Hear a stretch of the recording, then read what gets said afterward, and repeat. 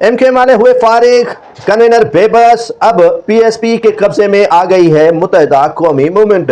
Governor को अगर security चाहिए तो हम देने के लिए तैयार हैं। अगर बेरोजगार लोग ठेले सड़क पर लगाएंगे तो फिर एक्शन सिंध गवर्नमेंट तो लेगी। ये कहना था किसी और का नहीं, वजीर बल्दियात सिंध और पीपल्स पार्टी कराची डिवीजन के सदर का।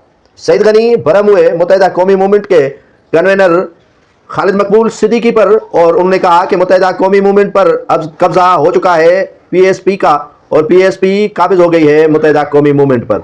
सईद गनी का कहना था कि पीएसपी के कब्जे के बाद एमक्यूएम हो गई है फारिग और कन्वीनर हो गए हैं बेबस, और कन्वीनर जब बेबस हो गए हैं तो यकीनन बेकी बेकी बातें करेंगे। मुत्तहिदा कौमी मूवमेंट के हवाले से सईद गनी ने कहा कि उनको अदवार मिले और उन्होंने तरक्याती काम नहीं करवाए, लेकिन हम तरक्याती काम भी करवा रहे हैं और इफ्तिताह भी कर रहे हैं। सईद गनी ने जो फुटबॉल ग्राउंड था गिजरी का कुबरा, उनका इफ्तिताह किया, और इफ्तिताह करने के बाद आड़े हाथों लिया मुत्तहिदा कौमी मूवमेंट और गवर्नर सिंध को।